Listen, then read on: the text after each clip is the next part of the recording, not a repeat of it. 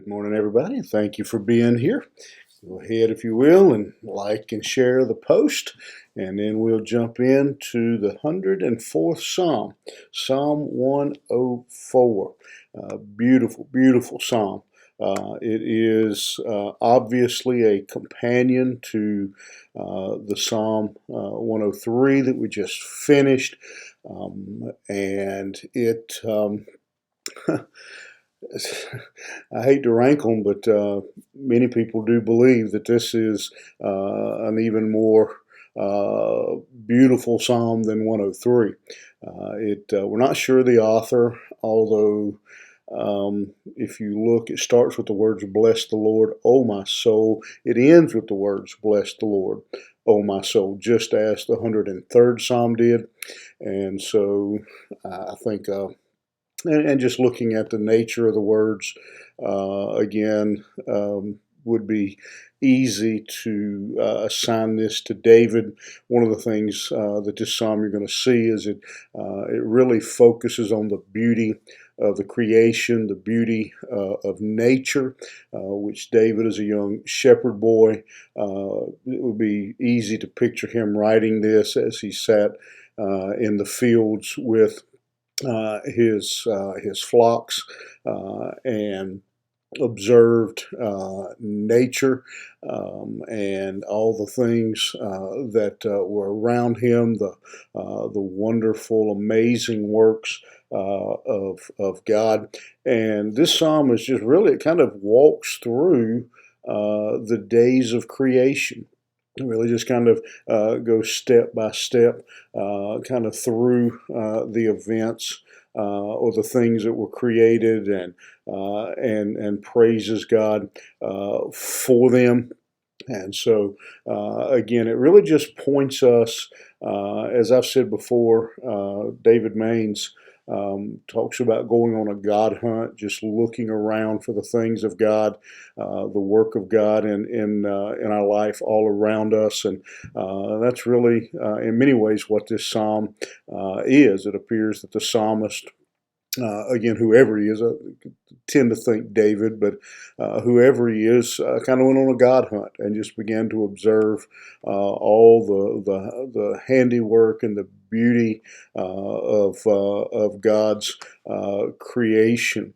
I love how John Phillips. John Phillips is one of my favorite authors. I love his work. I love how he describes this psalm. He says that Psalm 103 celebrates God, the God of circumstance. Psalm 104 celebrates him as the God of creation. Psalm 103 magnifies God's grace. Psalm 104 magnifies his glory. 103 deals with his mercy. 104 deals with his might. And so it is a great psalm. Again, the author of this psalm, anonymous, but many, as they look at it, just are amazed at his skill in writing, and how he shares his observations. And so this is just again, this is another one of those, when I think of a psalm, this is what I think of. This is just a beautiful song of praise. You could, I think, if you were using terms today, we sing that little chorus, "Our God is an awesome God."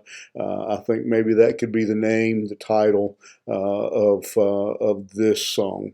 And so let's get into the psalm. It's a rather lengthy psalm, and so we're going to try to break it down into bite-sized pieces.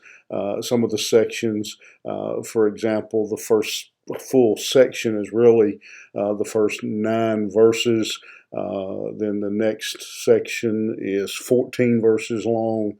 And so those first 2 sections are rather long, and we may not, again, my ideal is to cover whole paragraphs at a time, but sometimes that just doesn't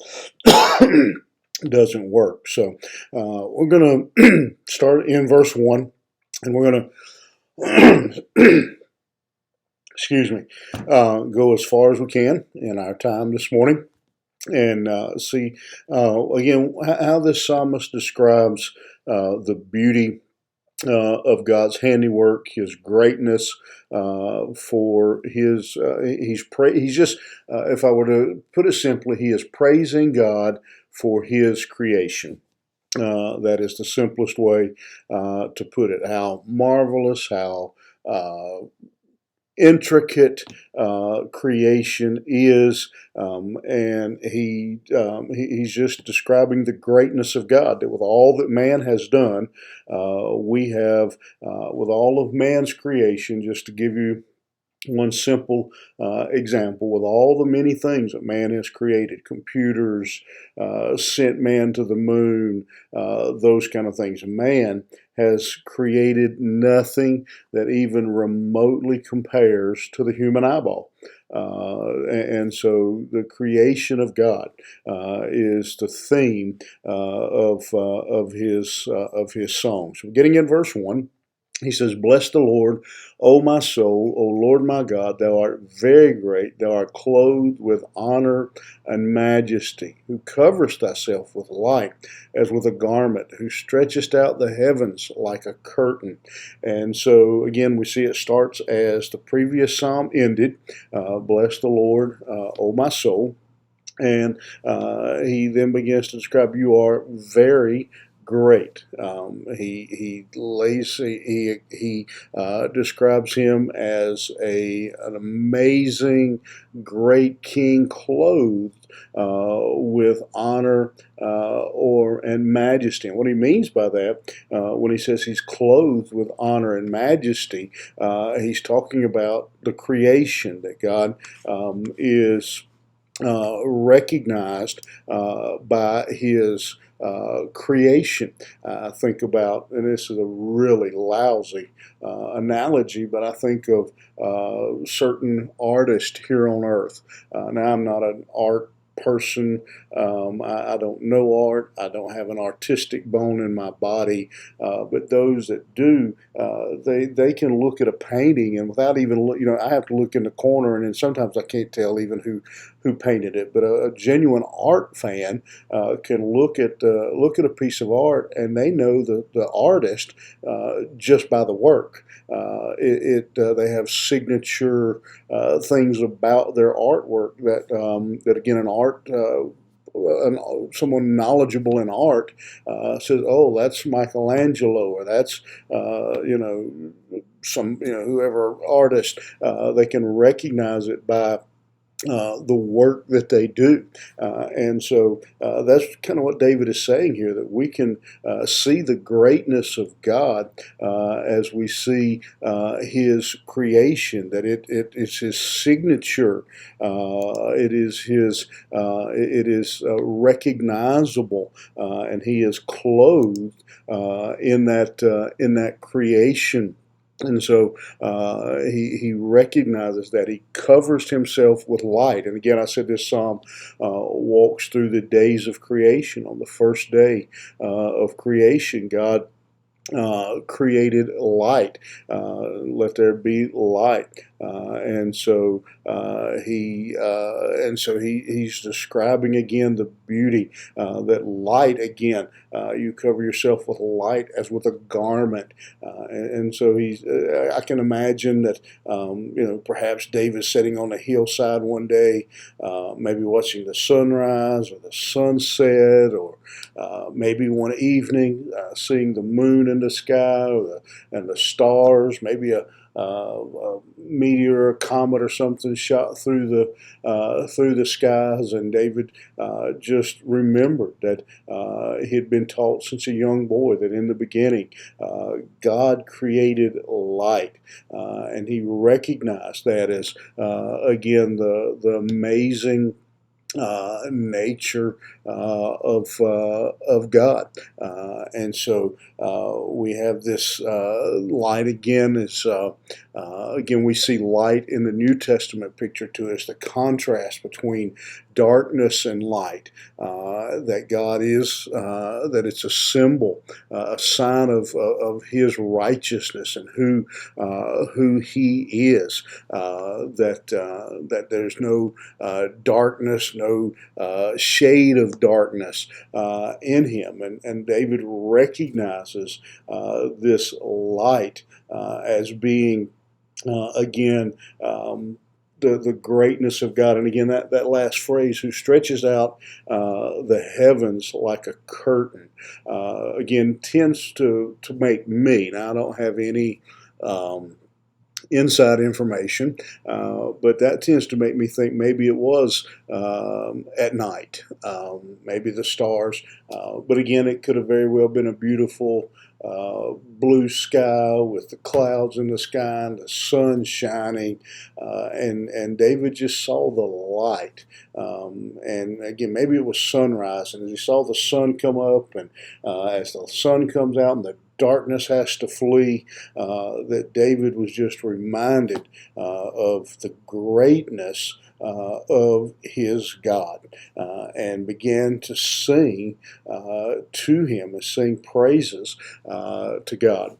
And so this morning, I want to encourage you. And I want to challenge you. Again, I've said this before. We tend to notice the things that God does that are unusual. When we get good news of a healing, or money comes in we weren't expecting to cover a bill, those kind of things, we get all excited about those. But what about something as really not simple? I started to say something as simple, but something as commonplace for most of us as light. The first thing we do when we walk in a room is flip the light switch. We enjoy the benefit of light all around us, and we see it every day. We have light around us that reminds us of the glory and the authority, the power of our God. And so today, let me just encourage you just to look around and pay attention, and notice again the light. Let's just be conscious today and be grateful for light. If you're not grateful for light, I tell you what will make you grateful. I was seeing a thing on social media today of some people who have been having some issues and their power's been out. One thing that'll make you grateful for light is when your power's out. Just the light, the sun, the stars, the moon, the electric light all around us that God blesses us with every day. And so let's take time to be grateful today for His creation, just as the psalmist does here in these two verses. All right, have a great day, and we'll see you back here tomorrow morning.